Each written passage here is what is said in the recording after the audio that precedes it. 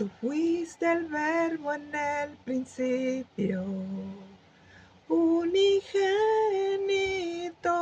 de Dios, el misterio de su gloria, revelado en tu amor. Cuán hermoso su nombre es, cuán hermoso su nombre es, el nombre de Jesús, mi Rey. Cuán hermoso su nombre es, nada se iguala a él. Cuán hermoso su nombre es, no hay otro nombre. Dejaste el cielo por salvarme, me viniste a rescatar. Mi transgresión tú perdonaste, nada nos separará.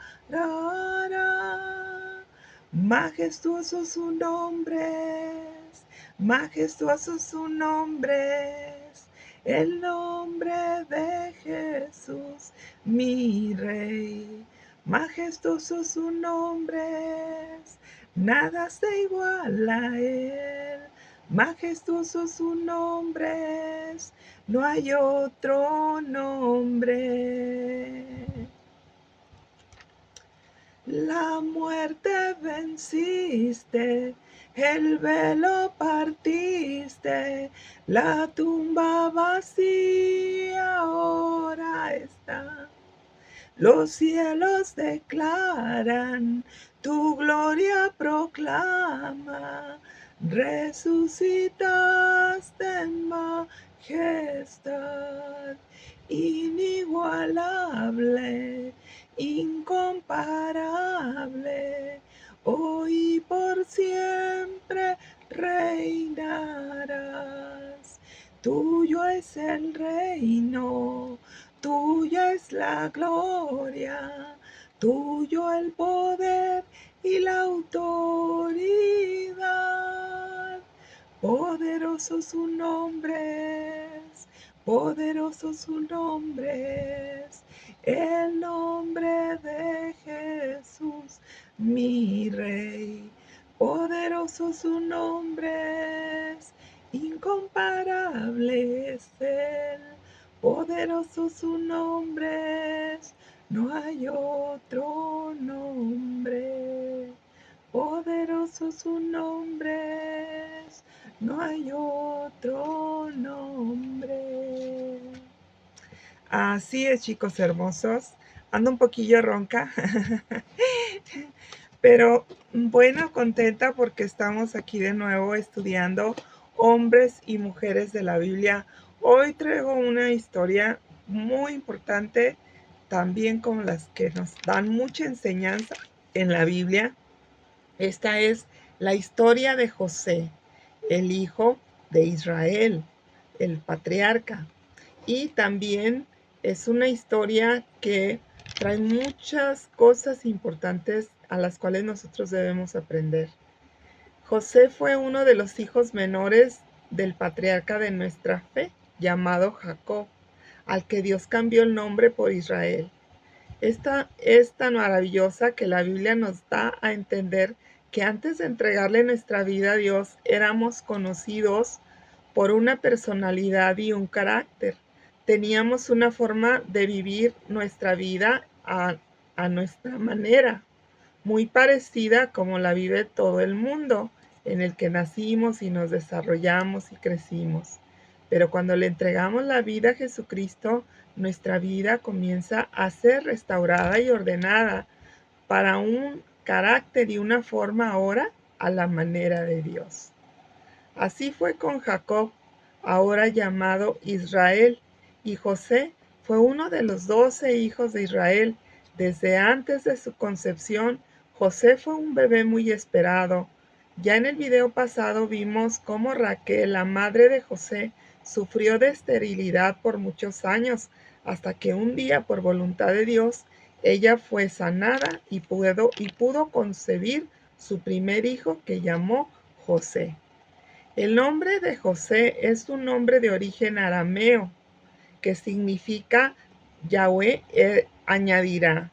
Esto nos muestra el deseo de Raquel de que Dios añadiera más hijos a su matrimonio. Como Raquel fue el amor de la vida de Israel, así que su hijo José también fue el hijo más amado por el patriarca, pues tardaron muchos años en que Dios le diera un hijo. La Biblia nos dice que viendo los hermanos que José su padre lo amaba más que a todos sus hermanos, entonces lo aborrecieron y no podían hablarle pacíficamente. Inclusive un día Jacob, o sea Israel, le hizo a su hijo una túnica de colores diferente a todas las túnicas de aquellos tiempos, puesto que las túnicas eran de un solo color. Entonces una túnica de colores era muy cara y muy trabajosa de hacer, y sin embargo José, eso fue lo que le regaló a su hijo. Entonces los hermanos estaban sumamente enojados y dice la Biblia que no le podían hablar pacíficamente. Esto nos da a entender que cuando José se dirigía a ellos lo ignoraban o por todo lo peleaban. Aquí podemos aprender cómo los padres no debemos hacer diferencia de trato con ninguno de nuestros hijos, porque esto ocasionaría muchos problemas al hijo que se viera más favorecido por el amor de los padres. Así comenzó la historia de José, amado por sus padres, pero incomprendido y odiado por sus hermanos. Cuando Dios ve que alguien es tratado injustamente, Él trata de bendecirlo y darle una mejor vida para compensar el maltrato que la misma vida le está dando. Dios es justo, ama a las personas, pero odia y aborrece el pecado. Dios un día le da un sueño a José y en él le revela que su voluntad en un futuro gobierne y que estará aún por encima de sus propios hermanos y de sus padres. La recomendación puntual aquí es, por favor, cuando Dios le dé un sueño, aunque usted en ese momento no entienda, por favor no lo comente con nadie. Es muy probable que ese sueño que le da Dios nadie lo entenderá y además sea mal interpretado, por lo que solo lo criticarán o se opondrán y hasta estorbarán para que nunca su sueño pueda ser realizado. Las personas por la iniquidad y la maldad son a veces muy envidiosas y no pueden ni pensar, mucho menos saber que alguien Dios lo va a bendecir más de lo que a ellos pudiera haberlos bendecido o a ellos hubieran soñado. No obstante lo que pasó a su alrededor, no obstante lo que pase a su alrededor, usted guarde las palabras y todos los sueños que Dios le dé. Créalos y guárdelos en su corazón hasta que Dios los realice en usted. Solo que Dios le muestre si algo usted tiene que hacer para verlos cumplidos, hágalo. Pero ni por ningún motivo trate de ayudarle a Dios en nada de ese sueño, porque si Dios se lo dio, Él tiene el plan para realizarlo en usted. Usted no. Y si usted trata de ayudar a Dios, solo le estorbaría y lo peor es que retardaría aún más el cumplimiento del sueño. Los grandes sueños de Dios debe de saber que pueden tardar muchos años. Entre más personas vayan a ser bendecidas por el cumplimiento de ese sueño, mucho más tardará en realizarse. Los sueños que Dios da, por lo regular, no solo bendicen a la persona que se los da, sino que Dios ha planeado bendecir a muchas personas más y por eso tarda en realizarlos, hasta que todo y todos están en un lugar y en un momento preciso, y solo el Señor sabe cuál es ese mejor momento. También es necesario saber que Dios permitirá pruebas y tentaciones en el camino a la realización del sueño que Dios puso en usted.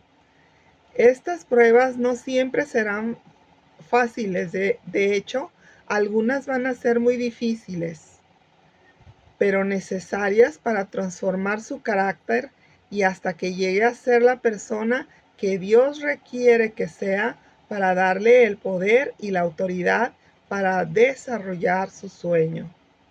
Como José, usted podrá decir un día a quien se opuso al sueño de Dios, y ustedes pensaron mal contra mí, mas Dios lo encaminó todo para bien, hasta ver lo que veamos hoy y para mantener en vida a mucho pueblo.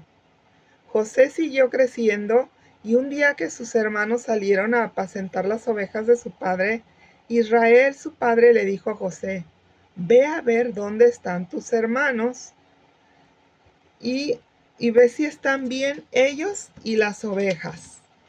José obedeció, pero al llegar al lugar que deberían de estar sus hermanos, donde su padre le había dicho, resulta que no estaban. En eso iba pasando un hombre por el lugar, y José le preguntó: perdone, señor, ¿no ha visto a varios pastores apacentando sus ovejas por aquí?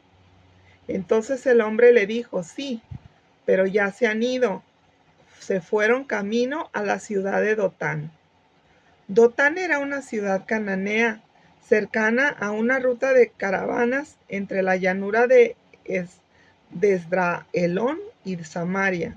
Esto nos da a entender que los hermanos de José no siempre le decían a su padre la verdad, y que cuando podían se escapaban a divertirse, tal vez sin medir el peligro que podían correr.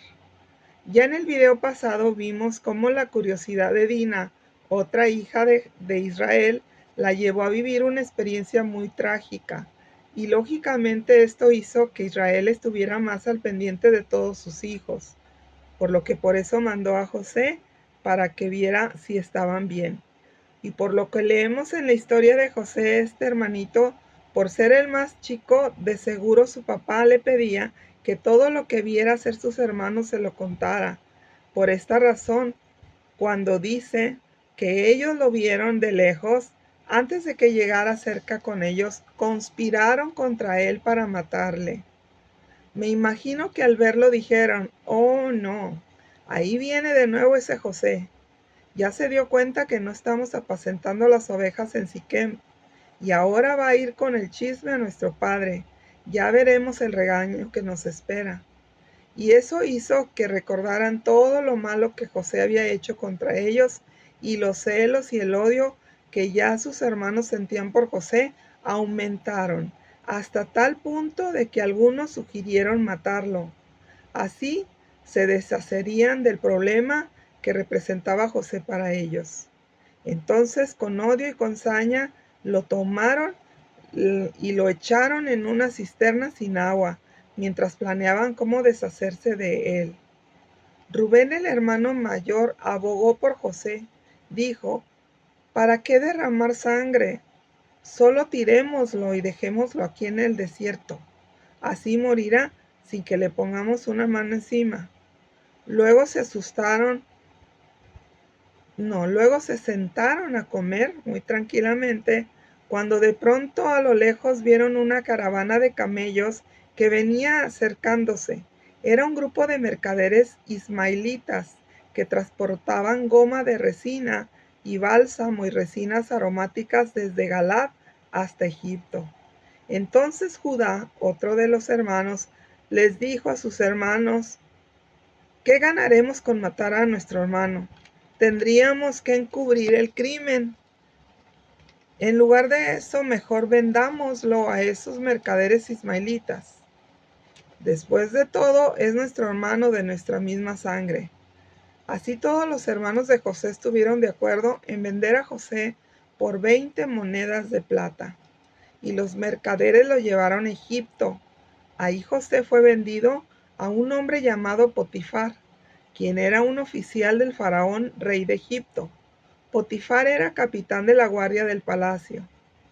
Es bueno recalcar que Rubén, el hermano mayor de José, no estaba presente cuando sus hermanos planearon venderlo. Rubén llegó después, y al ver la cisterna vacía y la ropa de José, les dijo: ¿qué voy a hacer ahora? El muchacho ha desaparecido. Pero los hermanos Mataron un cabrito y mojaron la hermosa túnica de José, llevándosela posteriormente a su padre, y le dijeron a Israel: «Mira lo que encontramos en el camino. ¿No es esta la túnica de tu hijo José?». Su padre la reconoció de inmediato. «Sí», dijo él, «es la túnica de mi hijo. Seguro algún animal salvaje se lo comió». Entonces Jacob hizo todo un drama y los demás hermanos intentaron seguir el juego, pero luego toda la familia quiso consolar a su padre, pero dice la Biblia que no quiso ser consolado. A menudo decía: «Me iré a la tumba llorando a mi hijo», y sollozaba. La Biblia dice que el Señor estaba con José. Pese a su situación de esclavo, y notó Potifar que Dios estaba con José y le daba éxito en todo lo que él hacía. Esto desde luego agradó a Potifar, quien pronto nombró a José su asistente personal y lo puso a cargo de toda su casa y de todas sus posesiones. Todo marchaba muy bien, y José era un joven muy apuesto y bien fornido, por lo que pronto la esposa de Potifar comenzó a mirarlo con deseos sexuales y encontraba cualquier oportunidad para a solas decirle: «Ven y acuéstate conmigo, es una orden». Pero José un día le contestó: «Mire, señora, mi amo confía en mí y me puso a cargo de todo lo que hay en esta casa. Nadie aquí tiene más autoridad que yo. Él no me ha negado nada, con excepción de usted, porque usted es su esposa. ¿Cómo podría yo cometer semejante maldad? Sería un gran pecado contra Dios». Día tras día ella seguía presionando a José, pero él se negaba a acostarse con ella y la evitaba tanto como podía. Hasta que cierto día José entró en la casa para hacer un trabajo y no había nadie más ahí. Ella lo agarró del manto y le ordenó: «Vamos, acuéstate conmigo». José fuertemente se zafó de ella de un tirón, pero le dejó el manto en sus manos, y ella, al salir corriendo José de la casa, comenzó a gritar y llamó enseguida a sus siervos, y todos los hombres llegaron corriendo, y ella dijo: «Miren, mi esposo ha traído este esclavo hebreo para que nos deje en ridículo. Él entró a mi cuarto e intentó violarme, pero cuando yo grité, él escapó corriendo, pero dejó su manto en mis manos». Ella se quedó con el manto en sus manos hasta que su esposo regresó a la casa, y luego le contó su infame mentira. Potifar se enfureció cuando oyó el relato de su esposa, y entonces agarró a José y lo metió a la cárcel. Pero la Biblia dice que el Señor estaba con José en la cárcel y le mostró su fiel amor. En poco tiempo después, el encargado de la cárcel puso a José a cargo de los demás presos y de todo lo que ocurría en la cárcel. El encargado no tenía que preocuparse de nada porque José se encargaba de todo. Y pasado un tiempo, el jefe de los coperos de Faraón y el jefe de los panaderos ofendieron al rey, y el Faraón puso a ambos en la cárcel donde estaba José. Ellos permanecieron mucho tiempo ahí, y el capitán de la guardia los asignó a José, quien se ocupaba de ellos. Y una noche, mientras estaba preso, el copero y el panadero del faraón tuvieron cada uno un sueño. Cuando José los vio en la mañana siguiente, los notó como pensativos y les preguntó por qué ambos estaban cabizbajos. Y entonces le dijeron que habían tenido unos sueños y se los interpretó. 3 días después era el cumpleaños del faraón, quien preparó un gran banquete, pero para todos sus funcionarios y su personal. Así que llamó al jefe de los coperos y al jefe de los panaderos, pero sucedió tal como José lo había dicho. El faraón salvó al jefe de los coperos y se deshizo del jefe de los panaderos. Sin embargo, el jefe de los coperos se olvidó de José por completo. Pasaron 2 años y Faraón tuvo un sueño, pero a la mañana siguiente el rey estaba muy inquieto, de tal forma que envió traer a todos los magos de su reino, a todos los adivinos de Egipto, y les contó su sueño, pero ninguno pudo interpretar el sueño de Faraón. Entonces el copero del rey se acordó de José y le dijo a Faraón: cuando estuve en la cárcel, yo también tuve un sueño, y estaba allí con nosotros el siervo del capitán de la guardia, y se lo contamos a él, y nos interpretó nuestro sueño y declaró exactamente lo que nos aconteció. Así Faraón llamó a José, y lo sacaron, lo afeitaron y le pusieron ropas nuevas, y así vino delante de Faraón. Faraón le cuenta el sueño a José y da una importante interpretación del sueño a Faraón, el cual afectaría no solo a Egipto, sino a toda la tierra.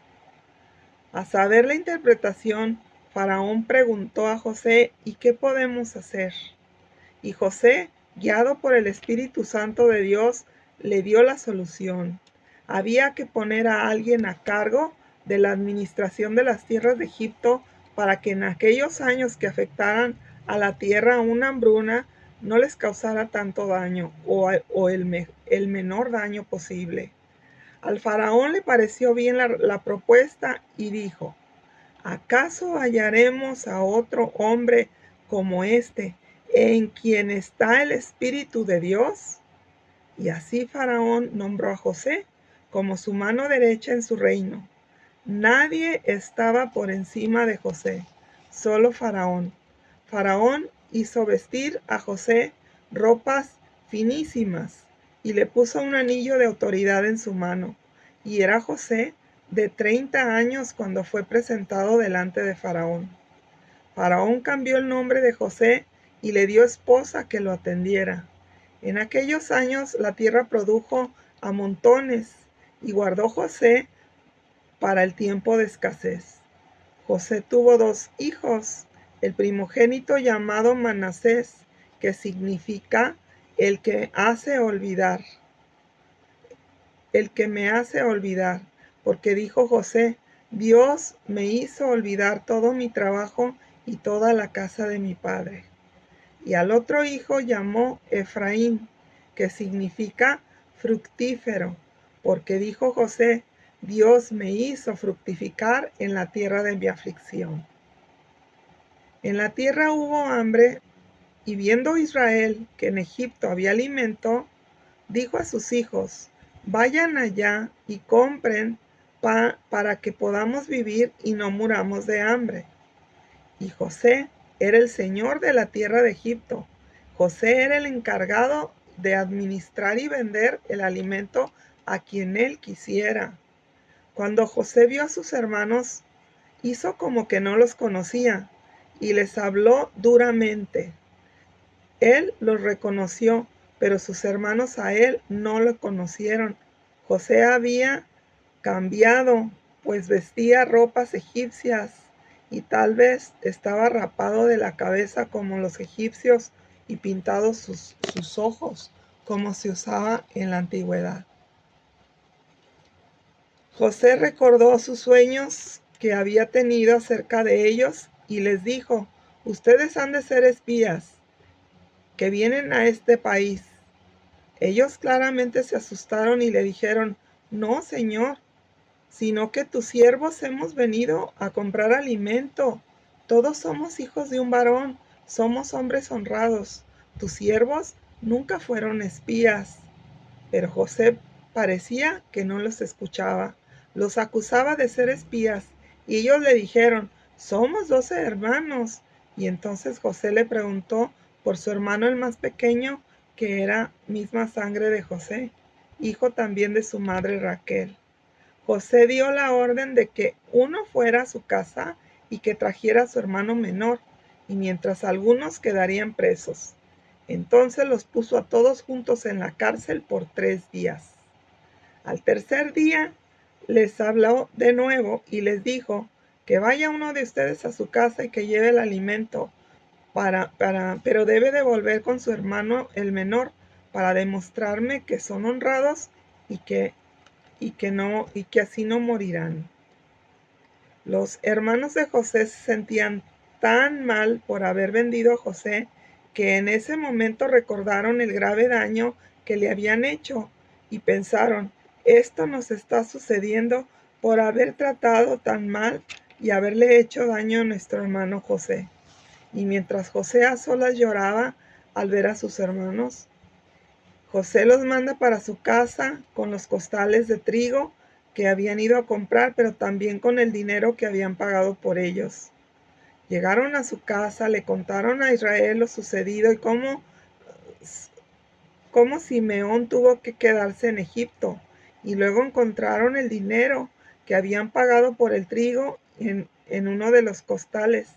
Israel se puso muy triste de lo sucedido, por lo que Rubén le dijo: iré yo, padre, y te traeré a tus hijos sanos y salvos.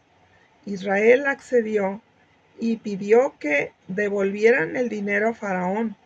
La historia de José era una excelente ilustración de la verdad de que con el amor, el poder y la sabiduría de Dios podemos aprender con las adversidades y valernos de las dificultades para avanzar mucho más en lo espiritual. Isaías 30, versículo 18 al 21 dice que el Señor quiere lo mejor para nosotros. A veces esto incluye atrasar su respuesta hasta llegar el momento perfecto. Hay que recordar que Dios actúa a favor de aquellos que esperan en Él. El Señor no se había olvidado de usted. Él está operando detrás del escenario para su beneficio. Sea paciente y confíe en Él, porque Dios anhela mostrarle piedad y misericordia en tanto sea perfeccionado. Y la bendición que le tiene reservada y la adversidad es un puente que nos conduce a una relación más profunda con Dios a través de ella. El Señor se revela a nosotros y nos ayuda a entender sus caminos, nos enseña a escucharlo y madura nuestra fe en Él. El Señor promete conducir y guiar a su pueblo. Él no nos dificulta el hallarle y saber su voluntad. Por el contrario, si es necesario, Dios moverá el cielo y la tierra para mostrarnos su voluntad, que nosotros la entendamos. Si realmente queremos hacer su voluntad, Él promete hacerla diáfana e inteligible para nosotros. La Biblia dice que José se hacía cargo de todos los negocios de Faraón. Colosenses capítulo 3, versículo 23 nos dice claramente que todo trabajo que hagamos, lo hagamos de corazón, como para el Señor y no para los hombres. Esto siempre fue el comportamiento de José, por eso Dios lo bendijo tanto. Cualquier oportunidad que tengamos de servir a Dios estará acompañada de pruebas, y esto es para mantenernos dependientes del Señor y no actuar en autonomía.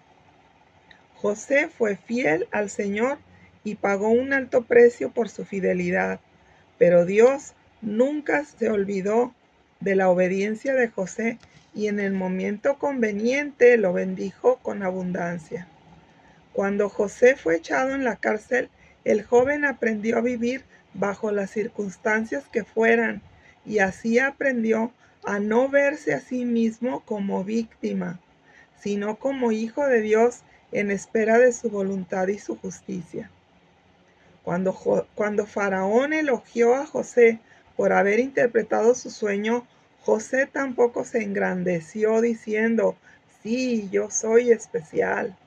No, José dijo: este don no vino de mí, Dios es el que da la respuesta propicia para usted. Con esta respuesta aprendemos de la humildad de José, aprendemos que los reflectores siempre los debemos de redirigir hacia Dios y no hacia nosotros mismos, pues no es nuestra capacidad, sino la grande misericordia de Dios. Los hombres y las mujeres de Dios entienden y proclaman con entusiasmo que Dios es la verdadera fuente de toda sabiduría y de todo esto que podamos pasar solo por su amor y por su gracia. Cuando José recibió el poder en Egipto, habían pasado escasos 12 años desde que sus hermanos lo habían vendido como esclavo. Fueron muchos años donde seguramente José lloró sin esperanza, donde sea, donde se ha de haber sentido frustrado de que tal vez Dios ya lo había olvidado. Pero Dios, que todo lo sabe, sabía que vendría una hambruna en toda la tierra y que José para entonces tendría que estar posicionado en un alto cargo que le permitiera ayudar a su familia para poder impedir que la fracturada familia pereciera. Dios puede usar todo para bien. Esto dice Romanos capítulo 8, versículo 28. Siendo José el segundo de Faraón, pudo no solo ayudar a su familia a sobrevivir en la tierra, sino también a mostrar el amor de Dios a todas las personas que interactuaban con él. Por ejemplo, sus esclavos egipcios. Ellos pudieron ver sin duda la gran devoción que José practicaba con su vida a Dios, el Dios de los hebreos, porque de seguro los esclavos conocían los dioses de Egipto, pero tuvieron la oportunidad, gracias a José, de conocer al único Dios verdadero y creador de todo cuanto existe. A enviar a sus hermanos de regreso a casa con el dinero de la compra de trigo y al retener a uno de sus hermanos para asegurarse que llevaran de regreso a su hermanito Benjamín, José pudo ver la reacción de cuidado y protección hacia el padre y hacia su hermanito. Esto le demostró a José que sus hermanos ya habían cambiado, ya no eran aquellos hombres duros de corazón que estuvieron dispuestos a venderlo sin importar el daño que le harían a su padre. La envidia y los celos es una emoción muy peligrosa y destructiva que le atormenta sin misericordia si usted la permite en su vida. Es un sentimiento que socava las relaciones cargándole con un implacable sentimiento de culpa. Si se deja llevar por esos sentimientos, José, al ver a su hermanito que sus otros hermanos ya habían cambiado, lloró a gritos hasta se dieron cuenta en la casa de Faraón de todo lo que estaba pasando del encuentro de José con su familia. Y José les dijo a sus hermanos: yo soy José, el hermano que ustedes vendieron a Egipto, pero no se entristezcan por haberme vendido, ni les pese, porque para preservación de vida me envió Dios delante de ustedes. Dios quiere que tengamos un espíritu perdonador. El saber que Dios tiene el control de todo lo que nos pasa nos deja libres para perdonar a los que Dios permite que nos hagan daño. Dios nunca nos pide que nos sentemos y esperemos ociosamente a que Él nos catapulte al éxito, sino que Él quiere que confiemos en Él y que lo obedezcamos día tras día, aprendiendo y pasando las pruebas que Él permite para nosotros. José mandó traer a toda su familia a Egipto y Faraón les concedió los terrenos necesarios para desarrollar su trabajo, pues José les dijo que ellos eran pastores de ovejas. Para los egipcios, el ser pastor era una profesión muy menospreciada porque la consideraban muy sucia y indeseable para un egipcio.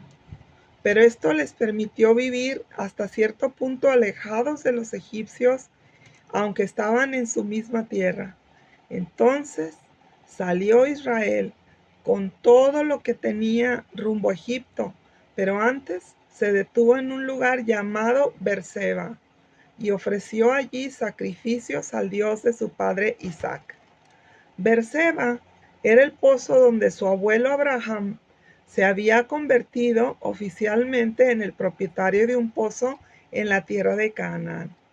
Espiritualmente hablando, Berseba es el lugar donde llegamos finalmente a tomar dominio y posición de la tierra prometida, es decir, del reino de Dios. Hoy, para un cristiano, al recibir a Cristo como nuestro Señor y Redentor, por medio del Espíritu Santo, vencemos el pecado y tomamos dominio y autoridad en el reino de Dios, para gloria del nombre de Cristo y bendición de nosotros y todo nuestro alrededor. Ese sería nuestro Berseba. Dios le dio instrucciones a Israel. El Señor le dijo: yo soy el Dios de tu padre. No temas en descender a Egipto, porque yo allí haré de ti una gran nación. Yo descenderé contigo a Egipto, y yo también te haré volver hasta tu tierra, y la mano de José tu hijo cerrará tus ojos. Una vez que Israel escuchó la promesa de Dios, encontró fuerzas para abandonar su tierra y viajar al extranjero, donde ya vivía su hijo José. Esto nos enseña que cada paso que hagamos en la vida debemos ir delante de Dios en oración y esperar su respuesta, la que tiene Dios para nosotros y para lo nuevo que vamos a emprender. Si decimos que Dios es el dueño de nuestra vida, entonces dejemos que Él dirija nuestra vida. Nosotros también tenemos esa promesa hermosa, pues Jesús nos dijo que cuando se fue al cielo iba a preparar un lugar para nosotros. Él dijo que estaría con nosotros hasta el fin del mundo, y así como Israel, José sería el que cerraría sus ojos al morir y lo llevaría a su tierra a descansar en paz donde están sus padres. De la misma manera, ahora Jesús cerrará nuestros ojos en el momento y nos llevará al lugar donde Papá Dios está para vivir con ellos para siempre. La vida de José tiene muchas cosas que enseñarnos. Es una vida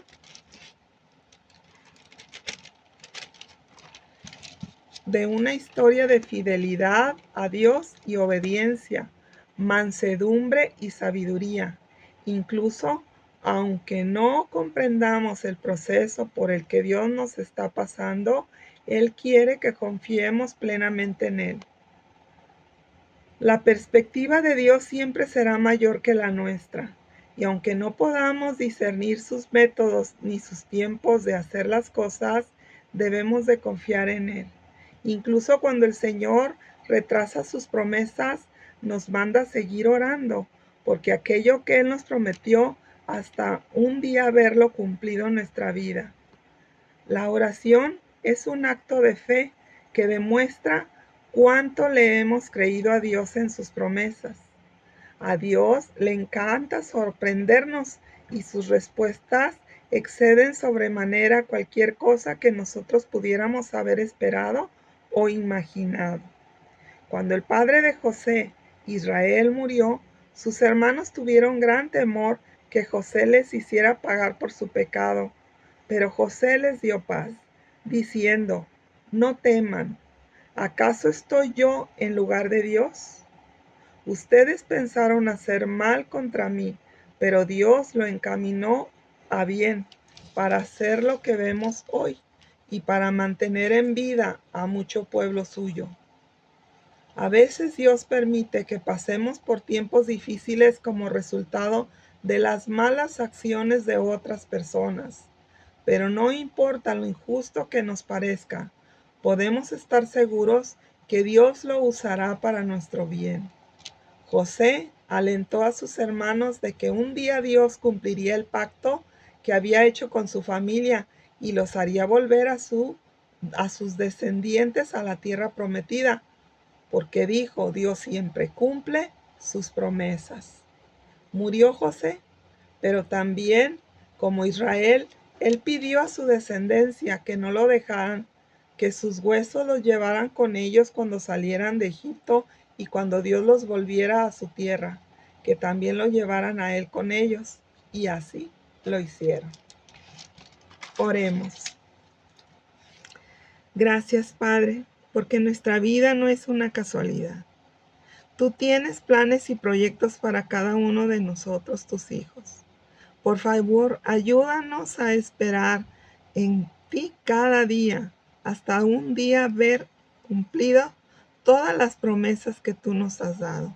Por favor, te lo pedimos en el nombre de Jesucristo nuestro Señor. Amén. Y bueno, chicos, pues no me puedo despedir sin antes darle la oportunidad a alguna persona de entregar su vida a Jesucristo nuestro Salvador. De hecho, es por eso que hago estos videos, para que las personas conozcamos la Biblia y que las personas puedan conocer a ese Dios maravilloso que dejó su deidad, dejó su trono para venir a hacerse hombre humano en esta tierra y poder hacer en la misma condición de hombre, poder vencer el pecado, que era lo que nos separaba de Dios, y también para hacernos hijos suyos y poder ir al cielo. Entonces, si alguno quiere entregar su vida a Cristo, por favor, haga esta oración conmigo. Dígale así, dígale: Padre eterno, en este día, reconozco que soy pecador y que necesito ser salvado. Reconozco que Jesucristo es tu Hijo y que en la cruz del Calvario llevó todos los pecados de la humanidad, también mis pecados, y que por su muerte y su resurrección, ahora yo puedo tener la vida eterna. Por favor, Señor, dame de tu salvación. Escribe mi nombre en el libro de la vida. Envía tu Espíritu Santo a mi corazón para que gobierne mi vida y para que me conduzca de camino al cielo. Te lo pido en el nombre de Jesús. Amén. Si usted dice esta oración, yo lo felicito. La Biblia dice que si confesares con tu boca que Jesús es tu Señor y creyeres en tu corazón que Dios lo resucitó de los muertos, serías salvo. Porque con el corazón se cree para justicia, pero con la boca se confiesa para salvación. Y bueno, pues esto ha sido todo de otro estudio más de hombres y mujeres de la Biblia. Si Dios quiere, les hablaré luego. Hasta pronto.